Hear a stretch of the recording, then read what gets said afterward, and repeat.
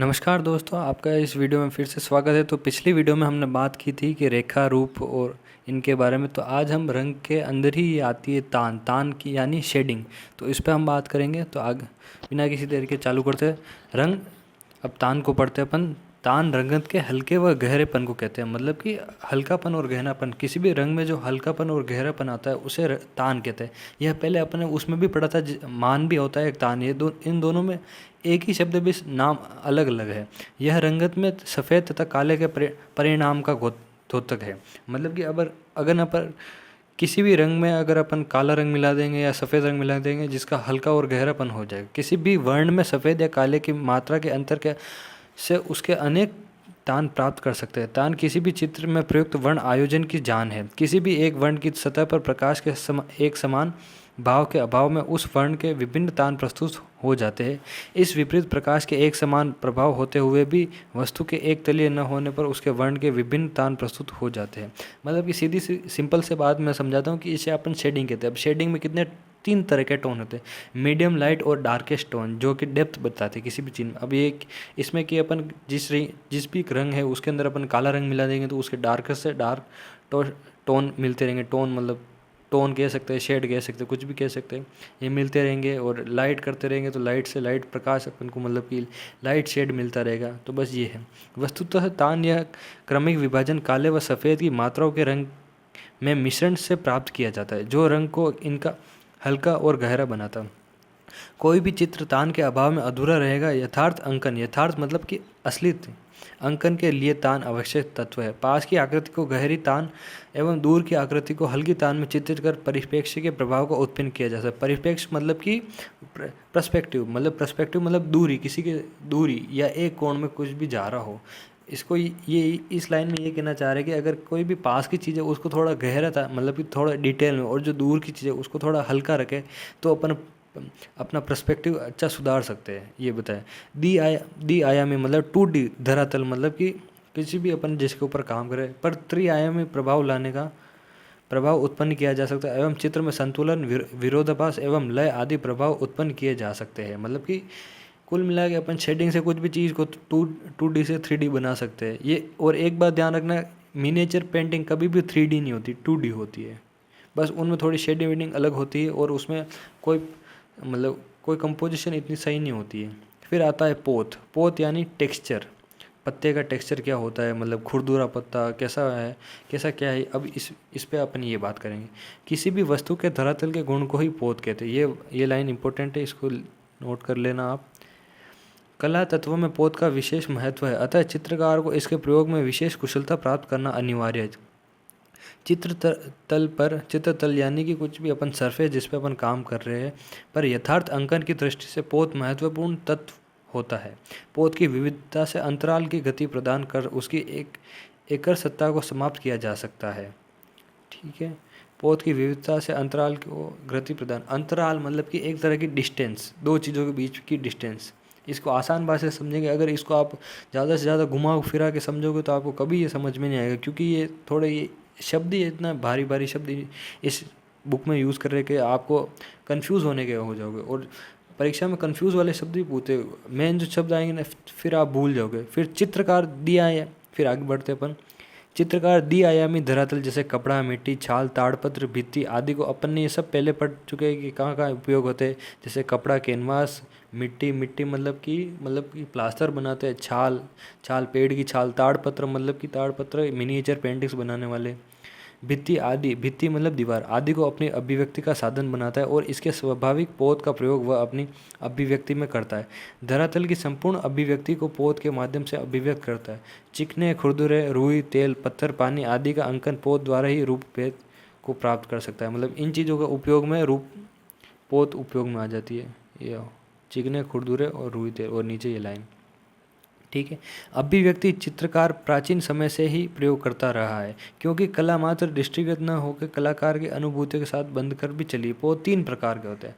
अब अभिव्यक्ति मतलब किसी चीज़ को, अभिव्यक्ति चित्रकार प्राचीन समय से ही प्रयोग करता रहा है। मतलब कि जो अभिव्यक्ति जो चीज़ें कॉपी करता है, जो सामने देखकर बना, तो हर बार कुछ ना कुछ प्रयोग करते रहते हैं, कुछ ना कुछ मतलब नए नए, जैसे आप भी देख रहे होंगे अभी, जैसे वाटर कलर होते तो वाटर कलर के अलग अलग नए नए पेज आते रहते, 300 GSM 400 GSM, तो मतलब अलग अलग तरह के हैंडमेड पेपर आते, कुछ कोई पेपर कॉटन साइज आते, कोई हॉट प्रेस आते, फिर कोल्ड प्रेस आते, अलग अलग तरह के मतलब ये प्रयोग करते रहते तो आते रहते। फिर आते पोत के 3 प्रकार होते हैं, प्राकृतिक, अनुकृत और सृजित पोत। पोत का वर्गीकरण, पोत को 3 भागों में विभाजित किया जाता है। सबसे पहले है प्राकृतिक पोत। इसके अंतर्गत वे सभी धरातल आते हैं जो प्राकृतिक तथा मानव निर्मित वस्तुओं में होते हैं। पदार्थ चित्रण में कलाकार को इसका अध्ययन स्पर्श करके भी करना चाहिए। पोत का वस्तुओं पर पुष्प तथा फल को काट कर तथा सुखाकर भी अध्ययन करना चाहिए। मतलब कि ये जो प्राकृतिक तत्वों से लिए जाते हैं, मतलब ताड़ पेड़ इनसे लिए जाते हैं, ये मतलब ये डायरेक्ट लकड़ियों पे बनाना, ये प्राकृतिक पोत के अंदर आते हैं, जिसमें टेक्सचर उनका अलग ही होता है। फिर आते हैं अनुकृत। प्राकृतिक पदंत पोत का अनुकरण, मतलब कि इनको दिमाग में रखकर बनाए जाते हैं, मतलब प्राकृतिक पोत को दिमाग के रखकर इसमें बनाए जाते हैं, मतलब कि नेचुरल टेक्सचर टाइप निर्मित किए जाने वाले पोत अनुकृत पोत कहे जाते हैं। पदार्थ चित्रण में प्रतिकृति अंकन हेतु चित्रकार इसका प्रयोग करता है। प्रतिकृति का अनुभूत पदार्थों को चित्रित करते समय इसके धरातलीय गुणों का आभास एवं भ्रम करना इस प्रकार के पोत की श्रेणी में आता है। मतलब कि जो प्राकृतिक है उनकी तरह पोत को बनाना, मतलब प्राकृतिक चीज़ें कम ना हो, उन्हीं मतलब उनके जैसी कॉपी करके उन चीज़ों को बनाना, मतलब कुछ अलग चीज़ें लेके। अब ये बहुत तरह के टेक्सचर बता रहे गए इसमें, जैसे दीवारें है कांच टाइप का, ये देखो जैसे अलग अलग टाइप के मतलब टेक्सचर होता है। आप दीवारें देखते हो तो दीवारों पे भी ईंटों का टेक्सचर आप अलग देखते हो, ऐसा होता है। सिंपल शब्दों में समझोगे तब आपको समझ में आएगा सॉरी। यदि भारतीय लघु चित्रों का अध्ययन करें, मतलब लघु चित्र मतलब कि मिनिएचर पेंटिंग्स का अध्ययन करें, तो स्पष्ट होगा कि पोत का प्रयोग अनुकृति के आधार पर होते हुए भी अलंकृत बन पड़ा है। अनुकृत पोत के प्रभाव से द्विआयामी तल पर त्रिआयामी प्रभाव भी उत्पन्न किए जा सकते हैं। मतलब कि अगर अपना पोत टेक्सचर सही होगा तो अपन उसमें 2D से भी 3D कुछ बना पाएंगे। मतलब अच्छा कुछ अपन सोचते हैं ना कि पेपर अच्छा मतलब टेक्सचर मिले, पेपर ज़्यादातर आर्टिस्ट टेक्सचर वाला पेपर लेते हैं या बिना टेक्सचर वाला, जैसे कैनवास आता है। एक तो कैनवास आता है जो टेक्सचर वाला होता है, और एक और आता है लिनिन, वो भी एक तरह कैनवास ही आता है, लेकिन उस पर अपन को रियलिज्म में काम करने को मिलता है। ठीक है, तो इसके आगे बढ़ते अपन, मैं उनमें चीज़ों में नहीं जा रहा हूँ, मैं पहले थ्योरी कंप्लीट करा रहा हूँ। फिर आता है सृजित पोत। यह उपरोक्त दोनों पोत से भिन्न है। इसके अंतर्गत कलाकार अनेक यंत्रों व विभिन्न साधनों के द्वारा भांति भांति के पोत का सृजन करता है। पानी और तेल रंग परस्पर मिलाने पर, मोटे रंग लगाने पर एवं अन्य पोत संसाधनों के प्रयोग द्वारा वह कल्पनाजन्य नई सतह धरातल का निर्माण करता है। चित्रकर्म क्योंकि एक सृजन कार्य है तथा अतः कलाकार नए नए पोत सृजन करता है। के हेबर, जगदीश स्वामीनाथन तथा राजस्थानी कलाकार परमानंद चोयल की कृतियों का अध्ययन करने से स्पष्ट होता है कि आधुनिक चित्रकार पोत विधि के प्रति कितने सचेत थे। कि मतलब अब ये सृजित पोत आते हैं जिसमें अपन मशीनों द्वारा चीज़ें बनती है, मशीनों द्वारा चीज़ें अपने आर्टिस्टों के हिसाब से बनती है कि मतलब उनको कैसा टाइप का पोत चाहिए। जैसे मैंने पहले बात की कि वाटर कलर जैसे पेपर आते हैं कि एक तो होता है हॉट प्रेस होता है, एक कोल्ड प्रेस होता है, और एक होता है हैंडमेड पेपर। ये सब अलग अलग तरीके आते हैं, इनके GSM अलग आते हैं जो वो उन हिसाब से यूज़ में लेते हैं। जैसे कि अपन लघु चित्रण देखते हैं तो उनमें एक वसली का प्रयोग होता है जो कि बहुत सारे पेपर की लेयर से बनता है। ठीक है, अब पोत का अन्वेषण मतलब संभावित यंत्र है पेंसिल स्याही, इनसे काम किया जाता है। संभावित चित्रभूमि में प्लास्टिक, लकड़ी, कागज। संभावित विधि टपकाना, रगड़ना, स्पर्श, घुमाना, दबाना, फाड़ना, जलाना आदि, ये सब इन चीज़ों से बनते रहते हैं, ये कुछ इतनी खास नहीं। फिर आता है अंतराल। अंतराल का एक दूसरा नाम भी आप मान सकते हैं कि अगर ये अंतराल को आप क्या मान सकते हैं कि एक तरह की अभी ये चीज़ें आ रही है जो कि है ये कंपोजिशन के बारे में आएगी। आगे आने वाली जितनी भी ये सब चीज़ें हैं ये सब कंपोजिशन के बारे में आएगी। तो अंतराल से शुरू करते हैं। अंतराल चित्र का वह तत्व है जिसके अभाव में संयोजन असंभव है। मतलब कि अंतराल अगर कहाँ पर नहीं होगा तो आपको मतलब संयोजन मतलब कंपोजिशन, आपकी जितनी भी कंपोजिशन आप बना रहे हो तो वो सही नहीं हो पाएगी। द्विआयामी चित्रभूमि ही चित्र का अंतराल होती है। मतलब कि खाली स्पेस, मतलब दो चीज़ों के बीच में स्पेस अंतराल कहलाता है। वह अंतराल मतलब द्विआयामी चित्रभूमि ही अंतराल होती है। मतलब कि 2D सरफेस एक अंतराल मान के चलिए आप। व्यापक अर्थ में अंतराल चित्र का वह तत्व है जो कि प्रत्येक रूपाकार एवं तत्वों को अपने में समाहित करता है। मतलब एक स्पेस के अंदर वो सब चीज़ें आती है, कैसे कहाँ ढंग से जमाना। जैसे कि आप अगर कंपोजिशन को समझना चाहते हैं तो सबसे पहले आप स्टिल लाइफ को समझें। स्टिल लाइफ में आप देखते हो कि कोई चीज़ें आगे रखते, कोई चीज़ें पीछे रखते, फिर अपन उनको ड्रॉ करते। तो किसी चीज़ को अपन पीछे रखते हैं कि फिर पीछे रखते हैं तो उसका मतलब है कि अपन को उसमें अपन जिसमें बना रहे हैं कंपोजिशन तो उसमें अपन को छोटा बताना है और जो आगे बोतल है उसको बड़ा बताना है। तो इस तरीके की इसमें कुछ बात है। अब अंतराल की परिभाषा। चित्रकार जिस चित्रभूमि पर अंकन कार्य करता है वह स्पष्टतः द्विआयामी होती है, मतलब कि 2D होती है। जिस पर वह रूप का निर्माण करता है यही अंतराल कहलाता है। मतलब कि एक जो आप मान लीजिए खाली स्पेस है, अब वो उसमें काम करेगा, उसको ही अंतराल कहते हैं, जिस पे वो काम करने वाला होता है। ठीक है। रूप निर्माण मतलब कि जो वो उसका ओवरऑल जो स्ट्रक्चर है वो बना रहा है। फिर आता है धरातल का विभाजन। धरातल पर रेखा अंकित करते ही वह दो भागों में विभाजित हो जाता है। एक तो होता है मतलब कि आप देखते होंगे कि जैसे कि मैं बताता हूँ आपको कि जैसे ये एक तरह का विभाजन कर दिया, ये सही नहीं हो पा रहा लेकिन आप एक स्क्वायर से समझे कि देखो एक तरह का ये विभाजन हो गया। अब इसमें आपको कहाँ है आपकी कंपोजिशन आएगी, कहाँ ये आपकी बोतल आएगी। ये जैसे मान लीजिए बोतल है, फिर ये छोटा ये इसके पीछे आएगा, ये प्लेट आपकी ऐसे आएगी। ये आती है सम विभक्ति विभाजन, मतलब कि इसके जो ये चारों तरफ ये कोण है, ये मतलब ये कोण ये एक तरीके से बराबर है। फिर आती है विषम विभक्ति विभाजन, जिसमें ये अलग ही कुछ भी होगा, मतलब कुछ भी जैसे अबस्ट्रैक्ट आर्ट होती वैसे टाइप में आएगा। ठीक है। तो इसको पढ़ते अपन। रेखाओं की सहायता से चित्रभूमि को इस प्रकार विभक्त किया जाता है कि दाएं बाएं और ऊपर नीचे के तल का भार बराबर हो। प्राचीन भारतीय चित्रों ने प्राय सम विभक्ति का ही प्रयोग किया। सम विभक्ति का प्रयोग संतुलन, एकता, शक्ति, समता आदि भावों को प्रदर्शित करने के लिए होता है। ठीक है। फिर आता है विषम विभक्ति। इसका विभाजन जैसा इधर वैसा उधर वाली परिपाटी नहीं होता, पालन नहीं किया जाता, बल्कि यहाँ कलाकार स्वतंत्र होता है और कि वह किसी भी प्रकार का असम विभाजन कर सके। इसके द्वारा मौलिकता व सृजन का पक्ष प्रबल होता है। यह विभाजन उत्तेजना, प्रगति, सृजन एवं क्रियाशीलता का भाव उत्पन्न करने में सहायक होता है। मतलब कि कुछ भी मतलब डिवाइड नहीं करना पेपर, एक तरीके से मार्जिन नहीं लेना। ठीक है। फिर आता है सक्रिय तथा सहायक अंतराल। अब सक्रिय तथा सहायक, अब इसमें एक होता है जैसे कि अपन ने ये अंतराल में बनाया, मतलब अब इसके अंदर अपन कुछ भी कंपोजिशन बना रहे, जैसे एक बोतल बना रहे हैं। अब ये बोतल लग तो नहीं रही लेकिन मान लीजिए ये बोतल बना रहे हैं। अब ये है ये, अब ये जो खाली स्पेस रह रहा है इसको एक तो जो जिस पे ये चीज़ें बन रही है वो सक्रिय होता है, एक जो खाली स्पेस रह रही है वो होता है सहायक, जो इन चीज़ों को उभारने में मदद करता है। चित्रभूमि पर जो विभक्ति का मुख्य स्थान होता है वह सक्रिय विभक्त तल अथवा अंतराल कहलाता है, तथा अन्य गौण विभक्तियाँ सहायक तल का अथवा अंतराल कहलाती है। ठीक है। तो दो तरह के अंतराल होते हैं, सक्रिय तथा सहायक। नंदतिक सहवर्ती रूपक, नंदतिक सहवर्ती रूपक। प्राय संसार में सभी अच्छे चित्रों में सक्रिय व सहायक तल का सुंदर समन्वय एवं संयोजन किया गया है। पूर्वी कला में तो सृजन अधिक ही निखर कर आया है। मतलब कि सक्रिय विभाजन मतलब कि जिस पर अपन काम करते हैं वो वाला विभाजन। फिर होता अंतराल तथा रूप व्यवस्था। अंतराल तथा रूप व्यवस्था। वस्तु की आकृति जितना स्थान घेरती वह उतना घनफल के परिणाम के आधार पर परस्पर संबंध होता है। चित्रभूमि द्विआयामी होती है, अतः चित्रभूमि पर केवल दृष्टिभ्रम उत्पन्न करके ही त्रिआयामी भाव, मतलब कि अपन मतलब कि जो अपनी जो सरफेस होती है जिस पे अपन काम करते हैं वो 2D होती है, उस पर अपन चित्रों मतलब तान पोज से अपन है ना, मतलब अलग अलग शेडिंग से अपन उसको 3D बना सकते हैं।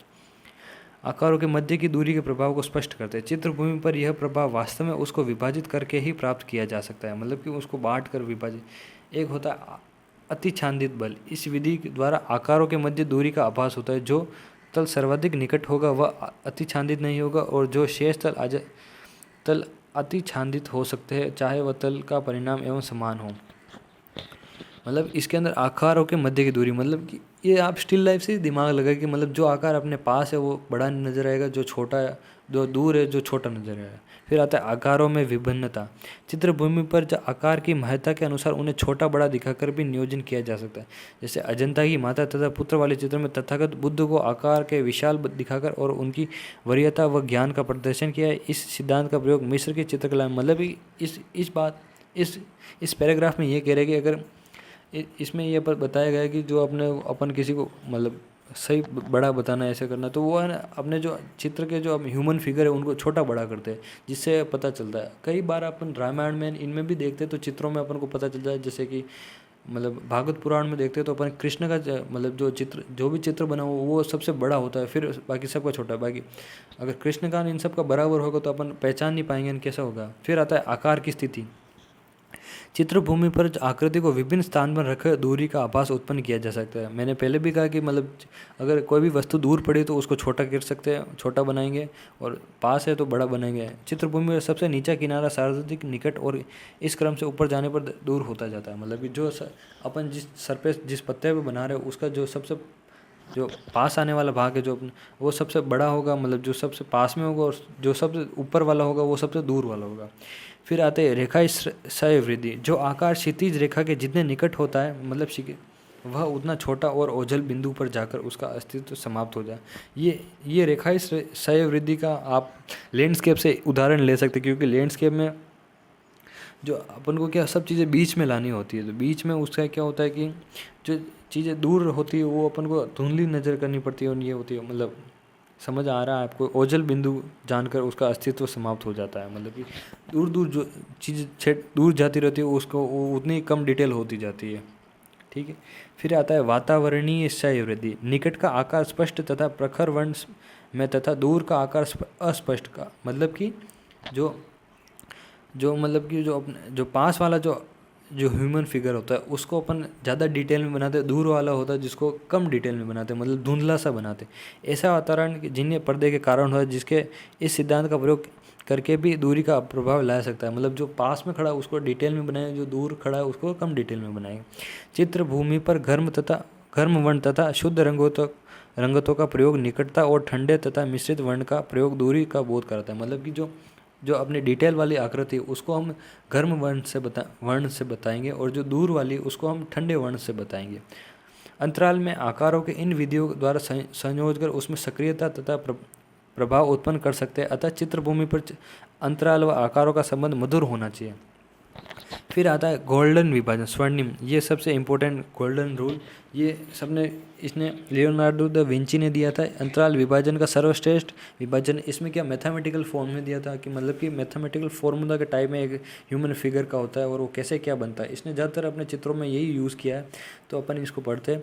अंतराल विभाजन का सबसे श्रेष्ठ विभाजन वह कहा जाता है जहाँ एकता एवं रोचकता एवं का भाव प्रस्तुत होता है। स्वर्णिम विभाजन गणितीय सिद्धांतों पर आधारित होता है। इसमें चित्रभूमि का विभाजन इस प्रकार किया जाता है कि सबसे छोटे व सबसे बड़े आकार के बीच वह अनुपात होता है जो बड़े लौह के संपूर्ण विभाजन से, अर्थात बड़े आकार के क्षेत्र को छोटे आकार के बराबर किया जाए। तो ये थोड़ा मतलब कन्फ्यूजिंग टॉपिक है, तो आप इसको अलग से आप विकीपीडिया पर सर्च करके आप समझ सकते हैं। मेरे को इसके बारे में इतना पता नहीं है, तो आप, लेकिन इसको ये इम्पोर्टेंट टॉपिक है golden rule Leonardo da Vinci का। इसमें एक बात ध्यान रखना है कि इसमें आप मैथमेटिकल रूल के बारे में पढ़ते हैं। फिर आगे आता है ये, जैसे ये आकृति को ध्यान रखना, ये विट्रूवियन मैन है, इसको ध्यान रखना। लियोनार्डो दा विंची द्वारा सिद्ध विट्रूवियन आकृति। स्वर्णिम सिद्धांत का प्रयोग कला की सभी विधाओं में हुआ, जैसे स्थापत्य, मूर्तिकला, चित्रकला आदि का सभी स्वर्णिम सिद्धांतों से युक्त कृतियों प्राय अमर हुई। मिस्रवासियों ने सर्वोत्तम गणितीय सिद्धांतों का प्रयोग किया जिन्हें गीजा की पिरामिडों द्वारा चित्र में विंची द्वारा कृति विट्रूवियन आकृति में देखा जा सकता है। अब आता है संयोजन के सिद्धांत, मतलब कंपोजिशन सेंस। संयोजन दो अथवा अधिक कला तत्वों के मधुर योजना को कहते हैं, जिनमें एक तत्व की प्रधानता रहती है। चित्र संयोजन में चित्र की तत्व, रेखा, रंग, तान, आकृति आदि को सुनियोजित करके कलाकार सशक्त अभिव्यक्ति पूर्ण सृजित कर सकता है। वह संयोजन जिसमें तत्व इस प्रकार नियोजित हो कि संतुलन एवं आकर्षण के नियम अवहेलना होती है, कभी तो संतोषप्रद नहीं हो सकता। चित्र संयोजन करते समय कलाकार को रेखा, वर्ण तथा तान के अपने सारे ज्ञान एवं अनुभव का प्रयोग करना होता है। संतुलन तथा आकर्षण के संबंधित संयोजन इन सिद्धांतों इस प्रकार प्रस्तुत किया जाता है। सबसे होती है एकता, फिर होती है संतुलन, फिर आगे और आ रहा है ये संयोजन के सिद्धांत है। संयोग, सामंजस्य, संतुलन, प्रभाविकता, प्रवाह, प्रमाण, ये को भी ध्यान रखना, आगे आ ही रहा है। फिर आती लय, सामंजस्य, प्रभाविकता, प्रमाण, परिप्रेक्ष्य मतलब पर्सपेक्टिव। सबसे पहले आती है एकता।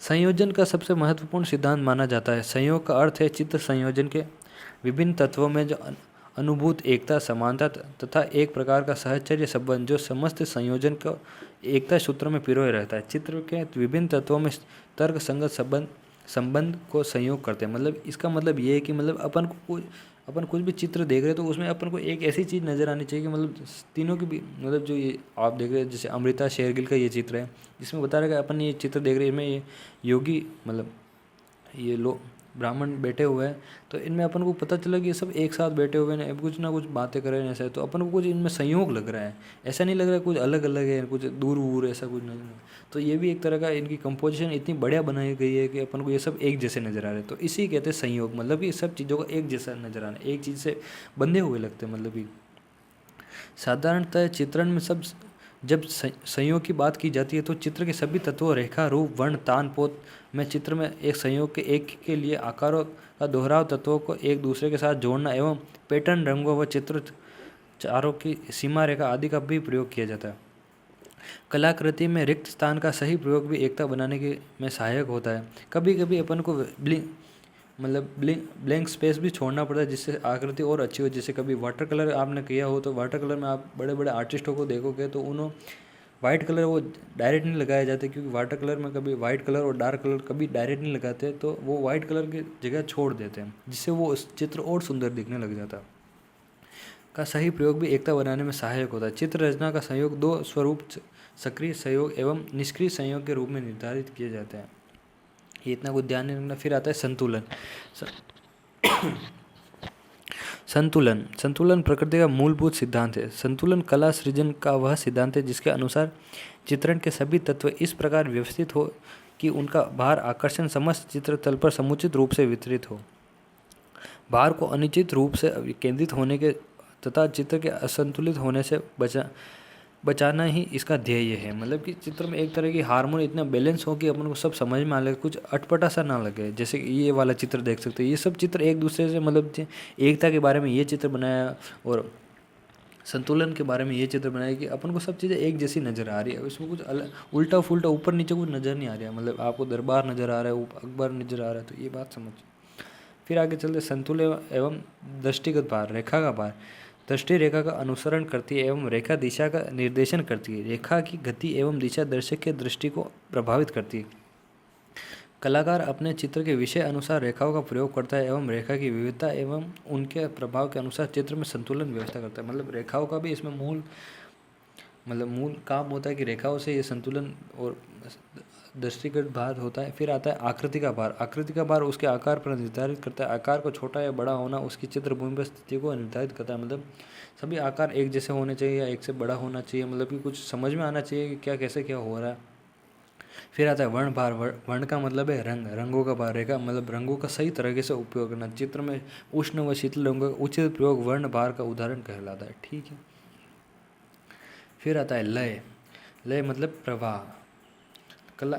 कला की दृष्टि में प्रवाह लय गति को अभिप्राय एक तरह के एक ही माना जाता है। ये प्रवाह अर्थ का चित्रभूमि पर दृष्टि का स्वतंत्र अबाध एवं मधुर विचरण का अथवा गति होता है। मतलब कि लय का मतलब होता है चित्र में लयता का मतलब कि ऐसे टाइप के चित्र इसमें अपन को पूरा मुड़ाव झुकाव नज़र आ रहा है। जैसे कि आप ये आकृतियाँ देखते हो, इनमें भी एक तरह के ये ऐसे नज़र आ रहे हो, ऐसे टाइप के ऐसे आप ध्यान से देखो तो इनको, तो इनमें एक तरह का प्रवाह एक तरह से मतलब ये एक ही इनकी चल रही, मतलब एक चल रही, बीच में टूट नहीं रही, एक तरह ग्राफ चला। प्रवाह युक्त चित्र में दृष्टि का कोई व्यवधान समान नहीं करना पड़ता। यह लय प्रवाह रेखा रूप वर्ण आदि तान से मिलकर उत्पन्न होती है। रिक्त तान में कोई भी गति नहीं होती, किंतु इनके चित्रतल में एक बिंदु रखने मात्र से गति का आरंभ हो जाता है। बिंदु में रेखा और रेखा से गति का बोध होता है। गति से लय की अनुभूति होने लगती है। अतः किसी भी चित्र में लय गति का सुव्यवस्थित स्वरूप जिसमें दृष्टि विचरण निर्बाध हो सके प्रवाह लय गति को प्रस्तुत करता है। ये तक कोई रामायण है, ये इसको ध्यान नहीं रखना। फिर आता है सामंजस्य कला सृजन का वह सिद्धांत है जिसके अनुसार चित्रण के सभी तत्व यथा वर्ण तान एवं रूप आदि को एक दूसरे के साथ मेल खाते हुए प्रतीत हो। और सामंजस्य का मतलब है हारमोनी, कलर हारमोनी, कुछ भी स्ट्रक्चर हारमोनी, मतलब एक जैसी होनी चाहिए, कुछ भी पूर्णता कहलाता है। एवं चित्र में निरर्थक विकर्षण तत्व नहीं आ पाता। अर्थात जब किसी समूह में किसी अंग शक्तिशाली सादृश्य बंधे हो तो वह सामंजस्य चयन का उदाहरण कहा जाता है। मतलब कि कुछ सामंजस्य मतलब कलर की हारमोनी, सब कलर एक जैसे यूज़ में लाया, ना कुछ विरोधी रंग यूज़ में नहीं आया। तो ठीक है, आज इतना ही पढ़ते, फिर कल पढ़ेंगे फिर उसके बाद में। ठीक है।